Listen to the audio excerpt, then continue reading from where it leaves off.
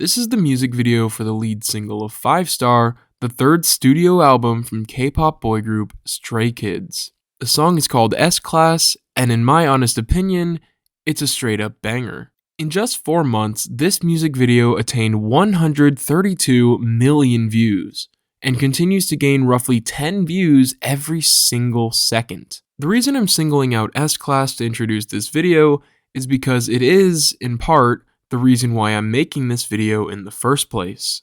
You look at the special effects, cinematography, lighting, overall production, and it doesn't take a genius to realize that this may be one of the best produced music videos of all time. Now I know that's a huge statement to make, but talking objectively here, disregarding subjective, individual opinions of the music, this video is made with Hollywood film-like quality. Even the CGI monster is well animated and blends well with the surrounding. It just feels different from your average music video. This is what happens when a visionary director meets K-pop. It's a treat for the eyes, and in my humble opinion, for the ears as well. I just haven't seen anything like this in the world of music. Even among other K-pop videos, S-Class is something else. I say these things now as a fan of both Stray Kids and K-pop as a whole, but I wasn't always this way. I've recently fallen deep into a K-pop rabbit hole, and I'd like to express my findings and feelings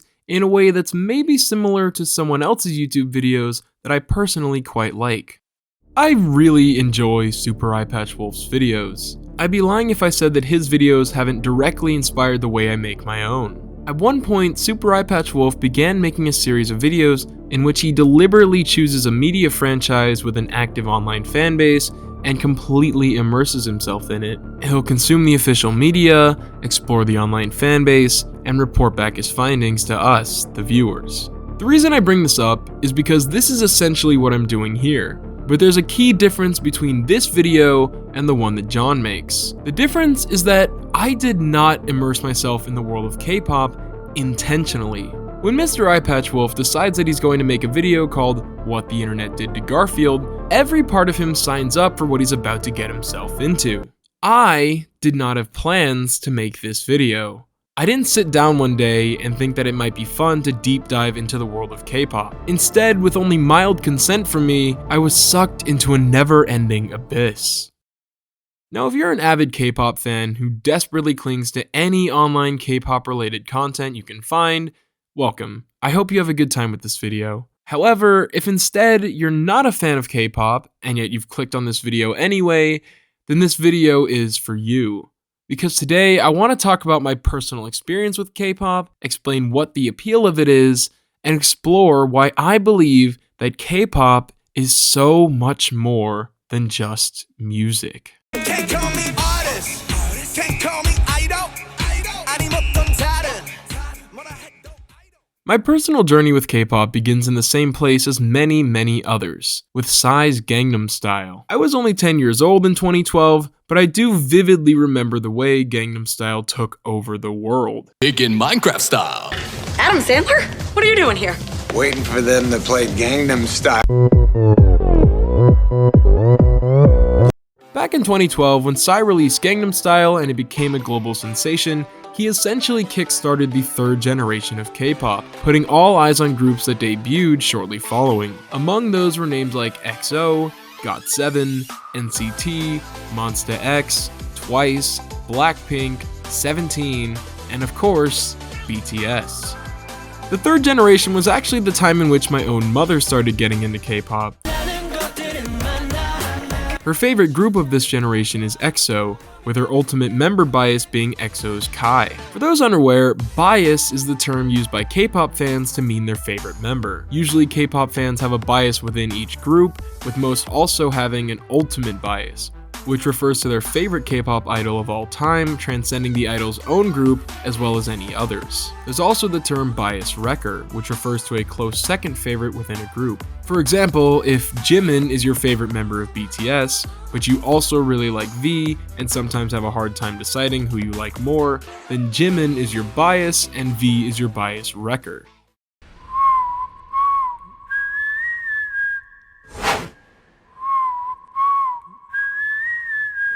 So with Generation 3 of K-pop, we saw the meteoric rise of the genre worldwide. I still remember being in my 10th grade history class and the kid next to me watching BTS's brand new music video Fake Love on his Chromebook during an independent study. He had the volume just high enough so that I could hear it vaguely, and admittedly, I liked what I heard, although I never looked into it after that. To be completely honest, I didn't even get a little bit interested in K-pop until late 2020, but we'll get to that. While BTS had been a big name in the existing world of K-pop, it wasn't until this late 2017-2018 era where they started to gain major international success. First, in October of 2017, their song DNA made it onto the Billboard Hot 100, debuting at number 85 and peaking at number 67. While this was an impressive feat of its own right, becoming the highest charting song for a K-pop group in US history, they very quickly outdid themselves. It was the release of their Love Yourself Tear album just 7 months later that was their first #1 album on the Billboard 200, with Fake Love, the lead single, debuting at number 10 on the Hot 100, which at the time was the highest debuting Korean language song ever. As much as I love Dynamite, Butter, Permission to Dance, Boy With Love, etc., as a casual BTS enjoyer, Fake Love is, and probably always will be, my favorite BTS song. In my opinion, it's very fitting that this was the era/song that exploded their worldwide growth. And so, as a way to help explain both the general appeal of BTS and why Fake Love is my favorite BTS song, it's time to begin an analysis section that I call Why Fake Love is My Favorite BTS Song. Have you ever just been completely obsessed with one tiny part or section of a thing? Maybe it's a line delivery in a TV show you like. Maybe it's a very specific part of a song. Or maybe it's a particular sentence of a book. Something about that part or section just demands to be revisited and experienced more than once. Sitting at a comfortable 1.2 billion views, in my opinion, this is close to being a perfect music video. The part that I have been simply obsessed with, and there really is no other word than obsession that fits, is the beginning of the song, from the 18-second mark of the video to the 30-second mark. Just the first 2 lines of the song, sung by V. Something about these moments we become obsessed with is that it's hard to explain to anyone who doesn't feel the same way why that particular thing resonates with you so much. To me, these are 12 seconds of perfection. I love the way the camera follows each member as they sprawl out from behind V, and the way the camera tracks V's slow, graceful movements. Out of the 4 members of BTS who are considered vocalists rather than rappers, V has notably the deepest voice. On top of just being deeper, there's sort of a weight to it. It's not quite raspy. It sounds like his singing voice comes from the deepest part of his throat. Anyways, to me, the vocals, the melody, the visuals, all of it coalesces to create visual and auditorial poetry.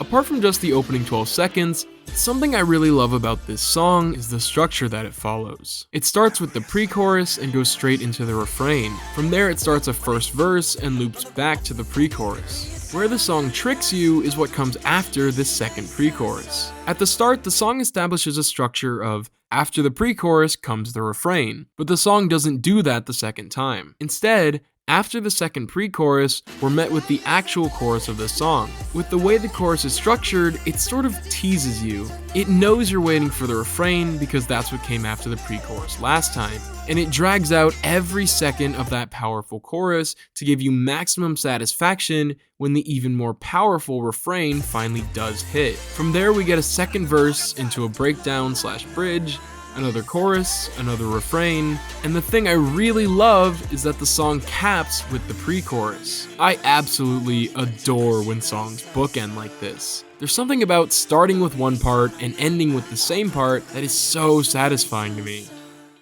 Lyric-wise, the song is about the singer coming to the realization that their romantic relationship is soured and that they don't seem to even know who they are anymore. It's a beautifully tragic song about a few things. For starters, I think it's partially about the way a harmful relationship distorts one's view of himself. It also seems to be about changing oneself to make your partner happy. And lastly, it portrays the feeling of becoming trapped in a relationship. The relationship becomes a significant part of your life. You aren't happy in it, but you stay because it's comfortable and familiar. Ending the relationship would mean making major changes in your life, and it's more of a pain to go through with ending it than to just keep suffering. Not that I've experienced this myself, but I think the song both portrays that feeling and also the feeling of relief when it's finally over. When the song pauses in the music video, we get a sequence where, upon reaching a dead end in the form of a waterfall, Jungkook picks up some sand. As the sand falls through the cracks of his fingers, we see silhouettes of hearts flying away. My interpretation of this is that it represents the freeing of the singer's heart as they leave the relationship. You might say it's like their heart was buried and now dug up. Just as the song starts coming back, we get a few different shots with different members that, in my opinion, are all meant to represent one idea. For Jungkook, a tunnel appears out of the middle of the waterfall. For Jimin, water starts flooding the room he's in through two grates behind him. For Suga, the room he's in erupts into a huge fire, and for J-Hope, his stomach starts to hurt from all the candy he's surrounded by. The idea I think these scenes are meant to represent is the aftermath. The tunnel appearing in the waterfall represents the path forward, finally moving on. The water flooding Jimin's room represents the emotional floodgates being opened. The fire represents the things around the singer's life crumbling as they say goodbye to the comfortable place, the relationship they were trapped in. Notice how Suga smiles at the sight of the fire. It's subtle, but it's there. The singer is happy to be free from all this. And lastly, I think maybe the easiest to interpret is J-Hope's stomach hurting, which represents eating your feelings. And to close out the story of the music video, Jungkook opens a set of doors and meets in the middle of the room with a cloaked figure whose face is painted white. I think this scene is meant to represent that final confrontation where the singer finally ends the relationship. I could be wrong about everything I just said about the story of the music video, but when I watch it, that's the story I see. You might watch it and have a completely different interpretation, and that's awesome. Either way, one thing I really love about this song and video is that it isn't just a good song for the sake of being a fun pop track. There are real emotions being portrayed in the lyrics, vocals, acting, and choreography. Maybe the members themselves aren't the ones who thought up this concept, but they do a damn good job of bringing it to fruition. And that's one of the unique aspects of the appeal of K-pop, the idea of selling a concept. You'll even find that the groups who are able to sell their concepts the best are often the ones topping the charts. In this particular case with Fake Love, one of the members was involved with the lyric writing, that being the leader, RM. But the most important reason why Fake Love is my favorite BTS song is because I just honestly love how it sounds. Which is so simple, but so important. There are no words to describe just liking how something sounds. It's entirely instinctual. The pre-chorus is hypnotic to me. From the very first seconds, I'm drawn in. The sound just has an aura of mystique to it that grabs me immediately. I think by now, you might be starting to get an idea of the depths of this rabbit hole that I currently find myself in, but if you're a non-K-pop fan and you're still here, there's just so much here to talk about. I just rambled for 4 pages about one singular BTS song, and that says it all, because all it really takes is for you to become obsessed with one song in order for you to start falling. It starts with one song you love, then 2, then 5, and soon you'll no longer be able to crawl your way out. It's so interesting to me the feeling I get when I watch older BTS music videos. Watching BTS videos from 2018 and earlier feels like watching legends in the making. Music videos with over 1 billion views, with the rest in the 100 millions. Nowadays, BTS is a household name, with each member essentially being an iconic superstar. In my mind, they're larger than life in the way that people like Bruno Mars are. And going back to that feeling, it's like in anime when you get a flashback of the protagonist's mentor in their prime. Basically, it's like BTS's All Might and 4th gen groups are Deku. Between the years of 2017 and 2023, the vibe the BTS themselves gave off significantly changed. Particularly when Dynamite dropped in 2020, BTS started to feel like a 7-man team of straight up legends. Superhero idols in pastel outfits here to save us all from the nightmare that was the year 2020. Looking at it retrospectively, it seems like that vibe started with their Idol music video. They started giving off an energy like they have nothing left to prove. They are beloved worldwide and they know it. At this point, they're just having a good time. But while I've come to appreciate them a lot here in 2023, as well as 3rd Gen in general, BTS were not my gateway into the genre the way they were for so many others. Sure, I'd like what I'd hear from them every now and then, but it was far from getting me to deep dive into the genre of K-pop. That would come later. It's getting late and I cannot seem to find my way home tonight. While 3rd Gen K-pop, particularly BTS, piqued a mild interest in me, 4th Gen is where I've fallen face first into this bottomless chasm. But first, what exactly is 4th generation K-pop? 4th Gen refers to any group that made their debut from 2018 to 2023. Some of the most notable 4th Gen groups are Stray Kids, ATEEZ, G-Idol, ENHYPEN, IVE, LE SSERAFIM, Treasure, and NewJeans. Emphasis on some of the most notable groups. I'm sure I missed a few. 4th Gen K-pop is the first generation to really reap the international spoils of their elder groups. If Gangnam Style, BTS, and Blackpink were like the Breaking Bad of K-pop, 4th Gen are like Better Call Saul. That comparison actually works really well because in the same way that people love Breaking Bad but were hesitant/late to start Better Call Saul, the exact same was true about the Western opinion of K-pop. But as those who have seen Better Call Saul will tell you, there is gold to be found in both, and the newer one is maybe even better than the previous. Emphasis on maybe.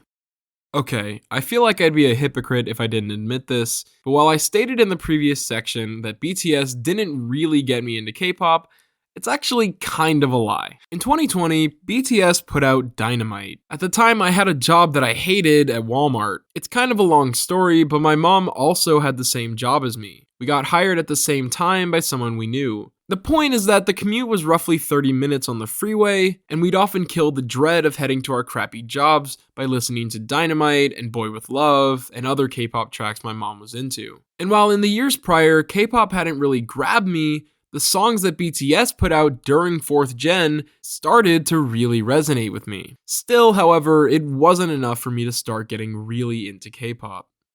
The first 4th Gen group I want to talk about are actually considered the official global ambassadors for Korean culture and tourism, this group being ATEEZ. The reason I want to talk about ATEEZ first is because they're the first 4th Gen group I personally had exposure to. In late 2020, I made a friend who was a huge ATEEZ. I had that friend who was a huge ATEEZ fan make me a playlist after I told him I was interested in listening to more K-pop. She, of course, loaded it with songs by ATEEZ, but there was a solid variety there too. What I found on my initial trip into the world of 4th Gen was that 1, K-pop made for great workout music. 2, ATEEZ are pretty damn good. And unexpectedly 3, there was a group within that playlist that I was particularly vibing with. Among that playlist were songs like Twilight, This is how I feel about you. Wonderland, Answer,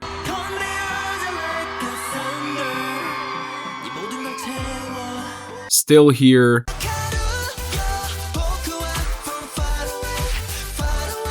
Treasure, Illusion,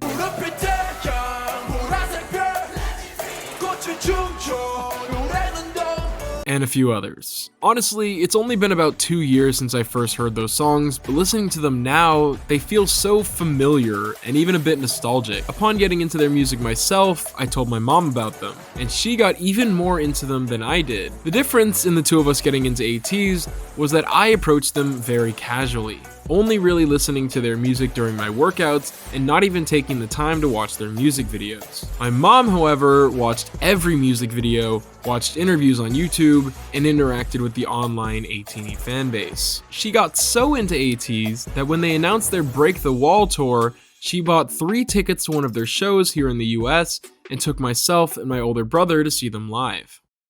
By the time the concert came around, I couldn't really call myself 18-y by my own standards, but it was a pretty surreal feeling as I'd been to so few concerts in my life prior. On top of that, the songs that I did recognize were amazing to see perform live, a true spectacle. Embarrassingly, I didn't even know all the members' names yet, and over the course of the performance, managed to just barely decipher who was who. But that didn't matter, they were awesome, and I left that concert with a single thought.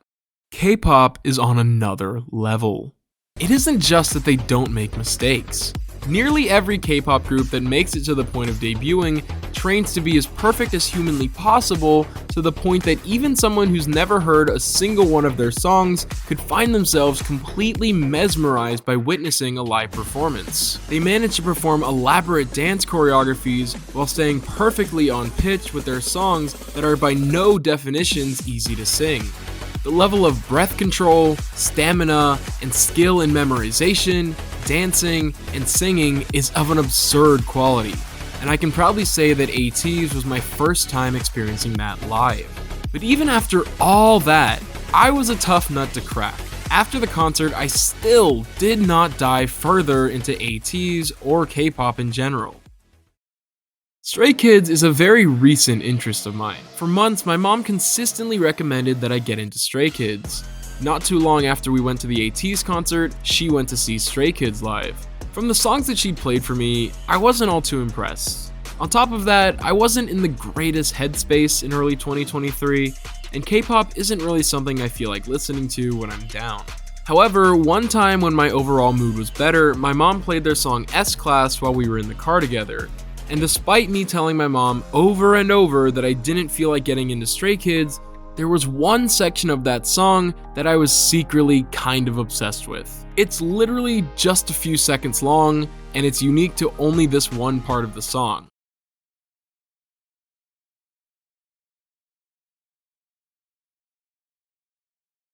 There was something about the complete shift in tone and smoothness of Hyunjin's voice that was so addicting to me. So on my day off work, I was jogging on our living room treadmill, headphones Bluetooth to the TV, and I put on the S-Class video to hear that part again.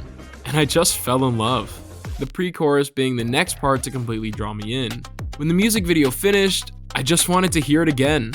So I replayed it and found myself taking in all that this video had to offer, yet still seeing certain things for the first time. After that, it was over for me. I spent the next hour, maybe 2, on the treadmill just binging Stray Kids music videos. Some of which were songs I'd heard before in the car, and the videos added a whole new dynamic to them, making me appreciate them so much more. Suddenly, my disdain for the vibes I got from them melted away, and I realized that I honestly enjoyed it. I ended up watching a few interviews in order to get a feel for the members' personalities. I did Taekwondo for 12 years. 와, 그런데 너 롤도 12년 거지 않냐?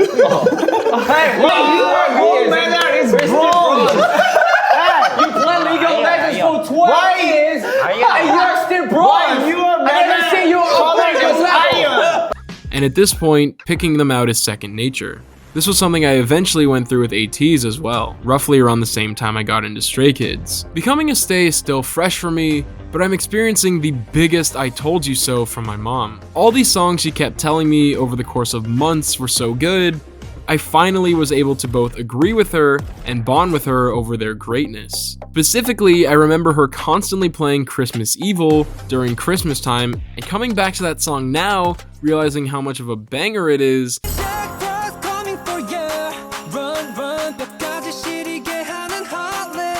there's such an intense feeling like I've been missing out. The same goes for Maniac, which she actually had as her ringtone for a good while.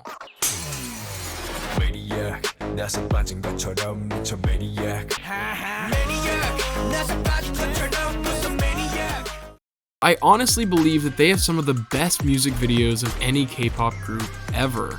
I can and have watched them over and over, catching new details each time. Hence why I used S-Class at the start of the video. All of their videos are so dynamic and visually interesting.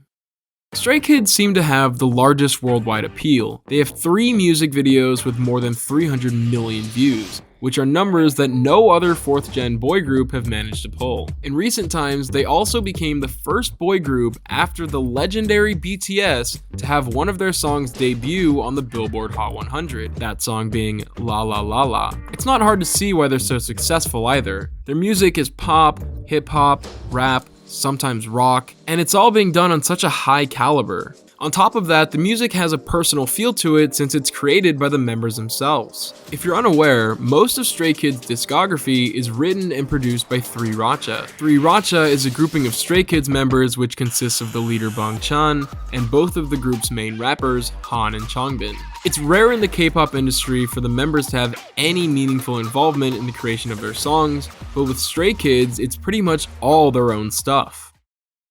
While I am OT8 with Stray Kids, meaning that I have no particular bias and appreciate the members equally, I think Felix is their ace in the hole for gaining new fans outside of the music just being really good. Felix is one of the most attractive members, and his deep voice shocks people with the contrast to his visuals. If the music videos for Maniac or Case 143 are your first exposure to Stray Kids, Felix is almost definitely going to be the first to catch your attention. Personally, I really love the group's energy. They seem to live by the rule of cool. Everything they do is bombastic and in your face. The best way I can think to put it is that they are aggressively awesome. Once you watch a few of their music videos, it's hard to just walk away. But while Stray Kids are fantastic, I didn't really get into K-pop any more than what was on that playlist my friend made me. I would have never gotten into them if it weren't for... TXT stands for Tomorrow X Together, which is officially pronounced Tomorrow By Together, and they are my #1 alt group, which basically just means my all-time favorite K-pop group. Tomorrow By Together is a 5-member boy group, and as of now, the only group to join BTS under the big hit music label of Hybe Corporation. In other words, they're the younger brother group to BTS. I mentioned earlier that there was a particular group that stood out to me back when my friend made me that playlist. I, of course, was talking about TXT. In particular, the songs that stood out to me were Anti-Romantic,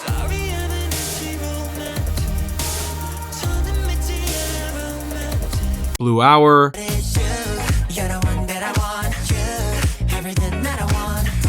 and Can't You See Me.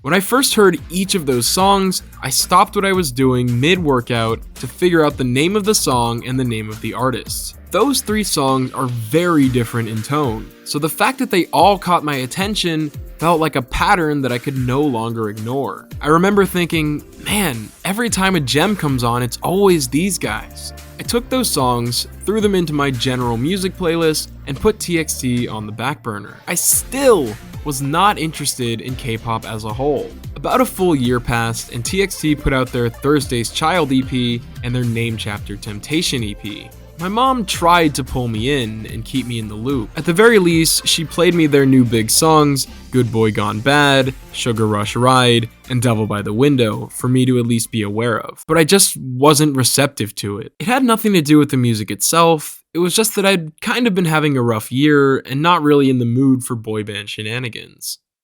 She even took me to see them live, just me and her. At the time, they were the K-pop group I cared the most about, but like ATEEZ, I still wasn't familiar with all the members yet. I did actually try to learn their names and faces before the concert though. The concert was incredible. TXT blew me away with how good their vocals and overall stage presence are. I was surprised by just how many of the songs they performed were ones that I was not only familiar with, but loved. Every time they started a song, I had that feeling like, oh yes, this song is so good.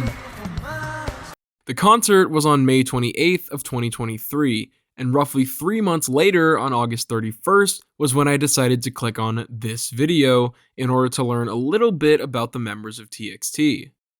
What I found was that these guys were really charming to watch in interviews. They have genuine sibling-like relationships with one another. How tall am I? 연준 185. 이름을 왜 치라고 범규. And quite frankly, they're adorable. If I wasn't in a band, what would my dream job be? 태현, guitarist. 맞아. They're kind, caring, and very human. How many language do I speak? 연준. 범규. Zero. 두 명은 제외하고 가겠습니다. They don't come across as out of touch like celebrities often do. What's your favorite American slang word? Thank you for coming to my TED Talk. And also, bruh, or like sus. That's kind of sus though. They appear down to earth and relatable. That's even further established for me personally because the members of TXT are very close to me in age. The maknae of the group, aka the youngest, Hyunin Kai, was born in August of 2002. I was born in September of 2002. The oldest member, Yeonjun, was born in 1999, the same year as my own older brother. Their seemingly honest relatability and friendship was so endearing to watch that I binged pretty much all of their interviews on YouTube and later watched their entire Lollapalooza 2023 performance. They also had a documentary on Disney Plus about one of their recent tours, and I ended up watching that as well. By this point, I was entranced with TXT. I had grown attached to them in the same way that I felt towards my favorite fictional characters. It's a strange feeling to me because I've never really been invested in celebrities the way a lot of other people are. If I'm to give my 2 cents on why K-pop idols tend to seem more down to earth than your average celebrity, I think it has to do with how these idols are recruited. To put it very simply, I think the difference is that most K-pop idols do not come from any source of fame or money. The majority of K-pop idols begin as teenagers from an average family of no notoriety. They then sign up to train with a company, and if they manage to grow their skills at singing and dancing to the standards required to be an idol, the company might put them in a group to debut. Countless idol trainees succumb to the insane training regimens or are simply told they don't have what it takes. What this ultimately leads to are personalities that are typically very humble because they're aware of how insanely lucky they are to be able to debut. There's a lot one could say about the K-pop industry and how objectively corrupt it is, but the way I see it, supporting these corrupt companies is unfortunately the only way we can support these idols who poured their blood, sweat, and tears into reaching the public eye. It's kind of a catch-22. Something I noticed after taking in TXT's personalities is that there's such a different feeling watching a music video when you have no idea who anyone is, compared to later watching the same video when you're familiar with the members. I found it really fun to come back to music videos I love after a few weeks of getting to know the group. You just kinda see things differently. Going back to what I was really talking about, what is it about TXT that caused me to see the value in K-pop? It's a pretty simple question to answer. Every successful group has a niche audience that only they can appeal to. I say successful groups because there are dozens, if not hundreds of groups that despite making it to the point of debuting, never find their niche appeal and are slowly forgotten about with time. TXT's niche appeal, in their own words, is creating music by and for Gen Z. The thing I really love about TXT's discography is that they make music that is honest and reflective of their hearts. Barring a few title tracks that were made to draw attention, they don't care so much about appealing to a general audience. As early as a year after their debut in 2019, they began steering away from the traditional upbeat pop and hip-hop that define a fair share of K-pop and started leaning into edgier, more emotionally driven sounds with their EP, The Dream Chapter Eternity. I love music that's about something. I love hearing lyrics and being able to feel the artist's emotions in them. TXT have become more involved in the creation of their albums with each release, and you can really feel that starting with their Eternity era. Two of the members, Soobin and Taehyun, helped write one of the only songs I've ever listened to that is so good at portraying its emotions that it invoked genuine sobbing from me. It's a song where I felt absorbed by its vibe from the first few seconds. I was going through sort of a tough time in my personal life, and it just spoke to me. I didn't even know what they were singing until I read the lyrics later, but when I did read the lyrics, I was surprised to find that they seemed to reflect my own personal situation. What TXT had done was create a song that encapsulates a feeling so well that you don't even have to know Korean to know what they're singing about. The song is called Ghosting, from their EP Minnesota 1 Blue Hour. which directly followed the Dream Chapter Eternity. What really cemented me as a MOA, though, was their second full-length album, The Chaos Chapter Freeze, which was later officially repackaged as The Chaos Chapter Fight or Escape with a new title track. Fight or Escape is essentially the definitive version of the album, so I'm just going to refer to it from now on. I didn't know they existed until at least a few months after this release, but this album is so good that I would credit it with single-handedly converting me from a non-K-pop fan into the person I am today. My personal music taste has always leaned heavily towards pop and rock subgenres. TXT are the first K-pop group I've personally ever seen to dive into rock music, which immediately drew me to them. There might be other groups that I don't know about, but TXT absolutely excelled with the genres they tapped into here. With time, I found that the track Loser Equals Lover is one of my favorite songs ever. K-pop or not, Anti-Romantic as well, which was really the first of their songs that I fell in love with. Loser Equals Lover, or as it's sometimes called, Lover Loser, feels like an anthem for my teen years. The chorus is so full of teenage angst, and I honestly find it refreshing. It feels like a slightly evolved take on the emo pop rock genre, and I love it with all my heart. Anti-Romantic is just a beautiful song. I loved it from the first time I heard it. The vocals, the lyrics, the harp. 달콤 쌉쌀한 chocolate 그 맛은 항상 같지 like saddest movie. The thing about their music that I really love is that no one else sounds like Tomorrow by Together. Sometimes my mom and I like to watch these videos that count down the top 100 K-pop songs of the week based on the Korean music charts. And there's something that I've noticed. Whenever a TXT song is currently ranking on the charts, not one of the songs by the other groups sound even remotely like them. Welcome to the Stray Kids Hot Mega Verse.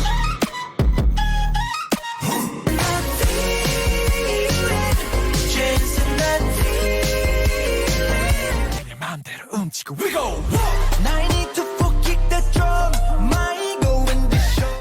Just with their last 3 singles, the difference is so clear. No other K-pop group made a song in 2023 that sounds like Do It Like That, Back for More, or Chasing That Feeling. Whether or not the TXT song is ranking high, they're making songs that stand out musically. While I've come to really love ATEEZ, Stray Kids, and BTS, TXT are the group that I feel the most connected to emotionally. Of all the groups I follow, I feel like TXT genuinely understands me. I can see a little bit of myself in all their personalities. I felt the things that they felt. I can tell that they know what it's like to feel alone.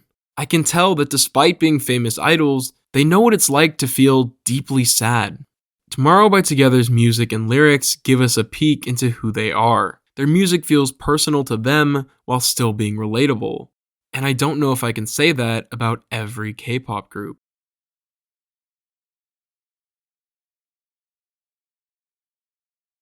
I'm going to state the obvious and say, life is hard. For the entirety of my adolescence, I struggled with weight-related self-esteem issues that stopped me from truly living my life. By the time I was in middle school, I developed severe social anxiety, which led to mild depression and chronic loneliness. I graduated high school without any real friends, and I became an adult that has no idea how to form real bonds with other people. I lived my life constantly afraid to make a fool of myself, all because I hated how I looked. And when I look back, it's like I wasn't really living at all. The only time I felt like I could really be myself was when I was at home with my family. In the last few years, I've been significantly better. I feel like I've lived so much more in 3 years as a legal adult than I did in 12 years of school. But I'd be lying if I said my problems were gone. On top of the mental struggles are more of life's hardships. Adult responsibilities like bills and taxes, my continuing lack of meaningful connections, and the fact that my life seems like it's genuinely going nowhere. And while I slowly make progress towards change, I'm left to bask in it all.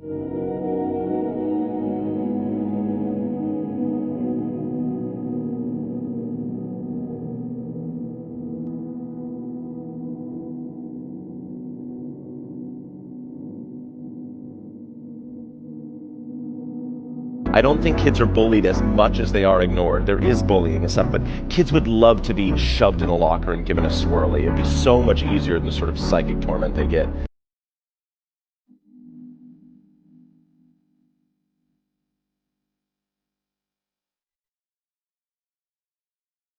When these things are really stressing me out, all I want is something fun to ground me. I just need 2 minutes where life slows down. And then there's K-pop. Slow it down, make it bounce. 지금부터 fly. 달빛이 부를 때 세상을 덮친 듯할 무대. I wanna be a friend. 나를 지기 싫어. No, I cannot be a pet. Watch me break the face. Set the night alight. I can see you coming back for more. 광기 잡아 줄이 금지 여기 backward. Fast step right left to my beat. Pacing that feeling. Jingle, jingle, jingle all the way. Ring, ring, ring, juggling. We gon' burn these down. But your booty's so sad, but I love it.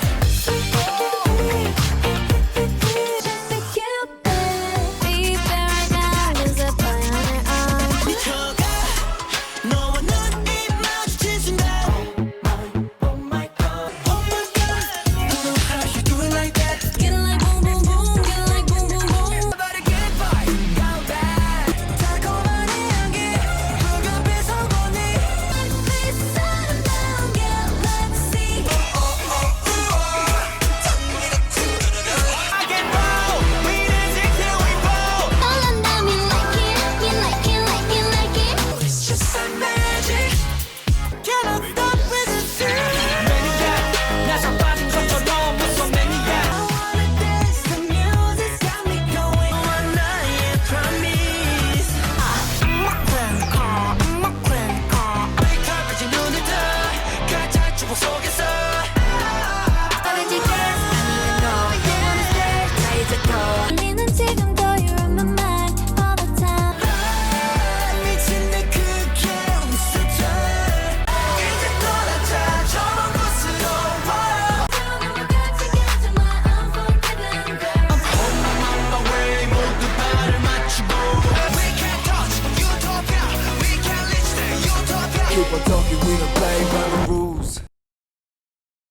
With every problem in my life, I'm ever so slowly making progress. But on the day-to-day, I need something to make me smile and laugh.